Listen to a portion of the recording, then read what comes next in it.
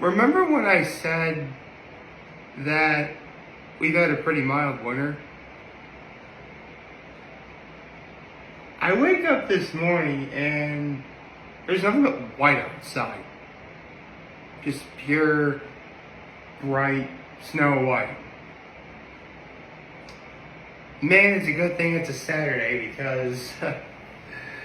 Let me adjust my seat here. It's a good thing it's a Saturday because, quite frankly, I have no idea how I'd function if I had to go my day with like this.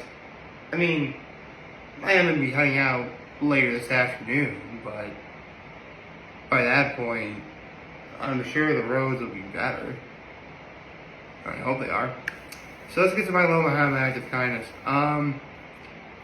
My low was the fact that, considering what I did yesterday, I got here later because I kept falling asleep with my parents, like, several times.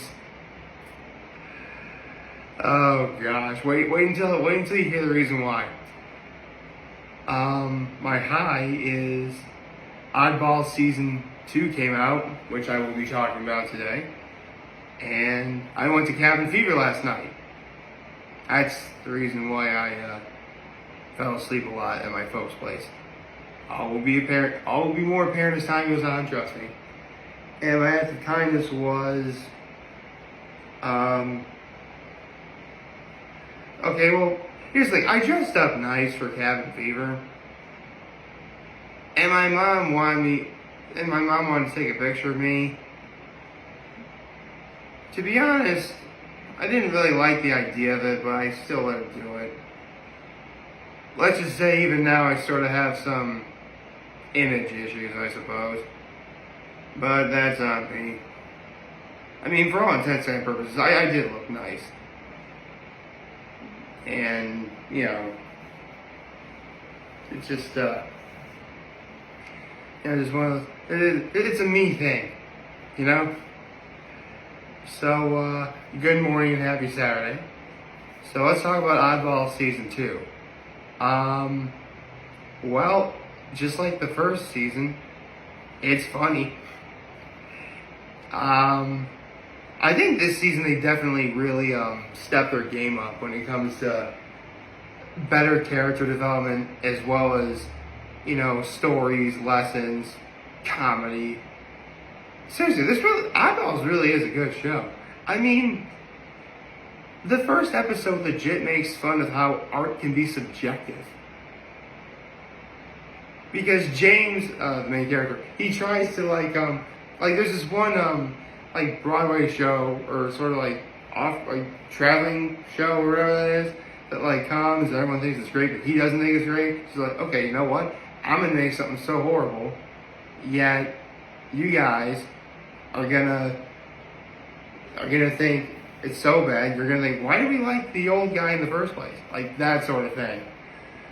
You know, it's funny for sure. Max's comedic timing is so much better too. Holy cow!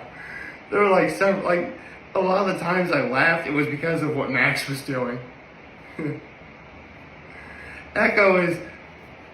Here's the thing, by all accounts, Echo really does mean well, but it's very clear that she and James have a frenemies thing going on. Because obviously Echo's desire is to save the future from no more processed food. Because that's the kind of future they live in. There's no more processed food. Seriously, in the future, in that universe, in the future, you don't even have chicken nuggets. Speaking of chicken nuggets, I just heard that Burger King recently came out with dill pickle chicken nuggets. I felt I should say it that way. I don't know why. Anyway, and literally every time Echo has has something that is gonna save the future from Toasty taking over everything. I'll get to Toasty in a minute. James literally always does something to ruin it. Like, in the final episode of the season, she creates like a lava cannon capable of destroying Toasty, but James is like, wait, it's inside the house. We gotta put it out. And then Echo's like, forget it. I give up. Nope. Which, yeah. It's that sort of, I mean, it's a bit absurdist, but I like it. I really do. Gary Anthony Williams as Mr. McFly really is becoming a slightly more of an antagonistic presence. Not that he's a bad guy per se, but like, there's this one episode where that deals with the hypocrisy of adult-oriented authority figures, because the kids aren't allowed to have any candy, yet the teachers can have it. So, again, it's the kind of show where, like, I do recommend it, but it's the kind of humor where you're either gonna like it or you don't like it. Now, personally, what hooked me from the very beginning were the two main characters, James and Max. And their chemistry is completely undeniable. I buy that they are best friends, obviously. Their comedic timing is great. And, again, Max's comedic timing is hilarious. The best example, and this made me laugh hard, was in the season finale, where James and Toasty are about to like make up, right? But all thought before then, like they figured out that Toasty's weakness is to put a certain round thing in the toast slot. Now, for those of you at home, you probably already figured it out. It's a bagel. But literally all throughout the episode, they're like getting like clocks and wheels and like nothing is working. But like right when James and Toasty are about to make up, after Toasty makes the perfect piece of toast, by the way, that's when Max shows up like, "Rah!" and puts the bagel in there, right? That's just great. But here's why it was funny. Because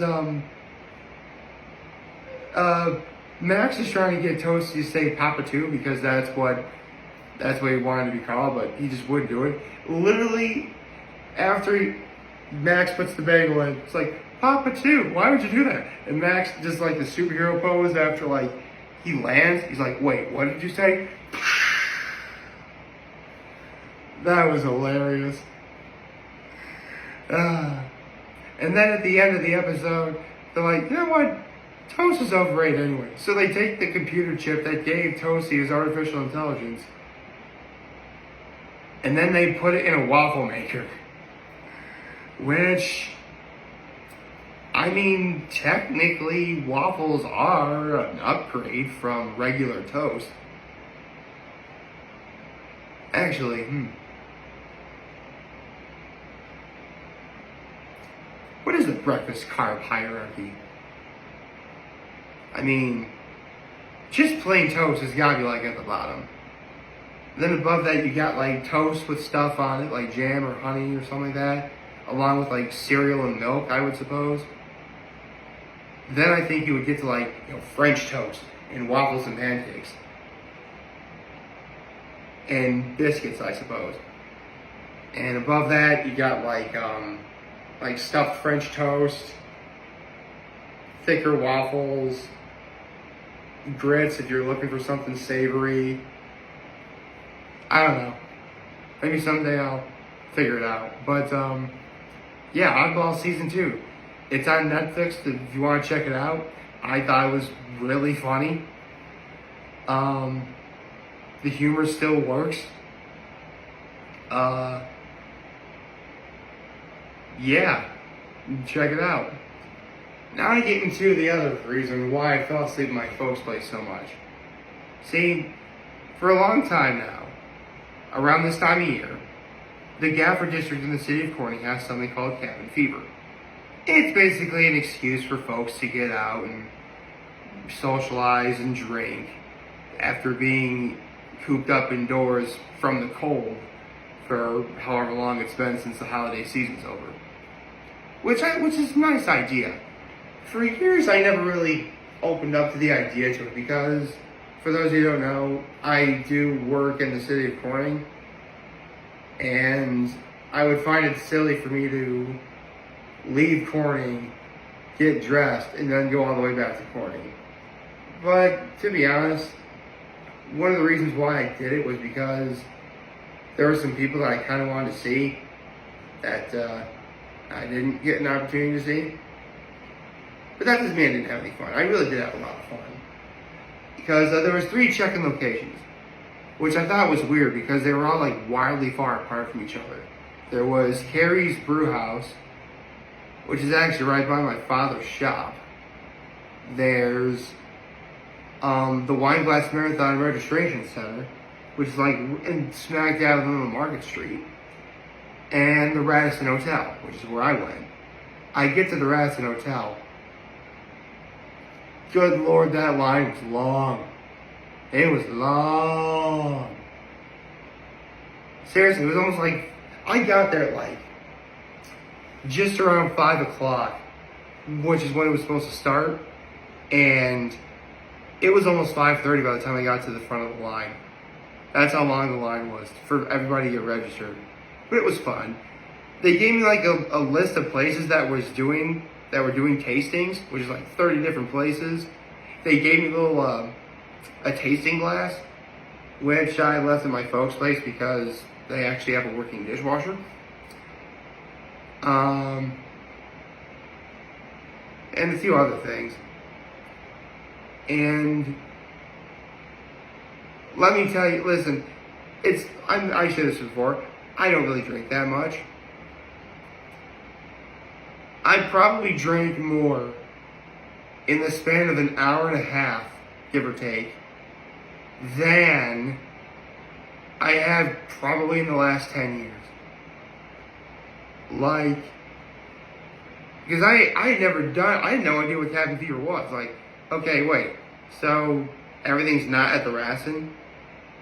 Like, we had to go, like, there's 30 different places. I was about half, there's like 6 blocks, right? I was like halfway through block 4, which by that point I clearly did the vast majority of everything. And man, let me tell you, that was crazy. I mean, anywhere where there was like free food, like cheese and crackers, I couldn't have meat, because remember, it's Friday during Lent, can't have meat. Or like vegetables with like ranch or something, I immediately ate it. Just sort of, so if there was like water anywhere, I drank it. Like anywhere there was food that I could eat, I ate it. Because even with all the food I was drinking, I was feeling kind of buzzed. Like, I was at that point where something feels a bit off. Because I could clearly walk straight forward. I clearly still had my cognitive thing. I could still see where everything was around me. I still have a vivid memory of everything that happened. But something felt off. Like, the last place I stopped was a Vertex Hot Glass Studio. And that's because it has wine from a winery I always wanted to try. And it's a place I've talked about before called the Bully Hill Vineyards. I mentioned how the Bully Hill Vineyards are one of the 13 best places for a bite to eat on Cuca Lake. And I've also mentioned how they have the best view of Cuca Lake as well. And yes, I will argue with that. So, having finally tried Bully Hill's wine, Bully Hill Vineyards, you guys rock. I mean, I never doubted you guys, even for an instant, but you made yourselves even better in my eyes, so thank you. And there was a lot, I ended up going to Sorges last night, which is probably where I'm going to go for dinner tonight, to try this Casa Larga. That was good.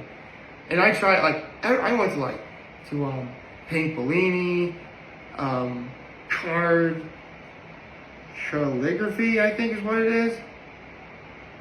Yeah, Card Calligraphy. Oh, that card place was great, because not only was there a tasting there was also a little kitty. Oh, there was a little kitty. Like, oh, little kitty. And I pet the little, here's a little kitty. Ah, little kitty. Kitties and puppies are one of my weaknesses, in case you couldn't tell me. I feel kitty. I feel kitty. And I finally got an opportunity to pet the cat on my way back to the Radisson. And by that point, I'm clearly not sober. My hand is freezing because my hands are always susceptible to getting cold. I'm like, man, I really hope I'm not totally messing up this cat. Because it was such a cute cat, guys. Oh my god, it was a cute little cat. So I went to there. I went to Finger Lakes Unity, I think is what it is. The Pink Bellini, Maley's Bar, like you name it, like I went there. Like even insurance places like Howard Hanna and places like that, like they had, or I finally went to Pixie Moss Meadows too. Seriously, check out Pixie Moss Meadows. It's so pretty in there. Man, I just went to a lot of really cool places. It was fun. It was exciting. And man, am I glad it didn't snow like it is right now last night. So all in all, I had a lot of fun. Can't wait to do it next year. Maybe a year from now, I'll do it with a special someone. Who knows? Yeah. I hope you liked this video. If you did, like and subscribe to my YouTube channel. Follow me on social media. As always, I am very humbled I made this video for all of you guys to watch and enjoy it for today. I am hoping you have a wonderful, wonderful, wonderful Saturday. And remember, if any of you guys want to talk or chat, I'm always going to be here to lend an ear. Always have your back. Take care and make good choices. 607 all day, baby.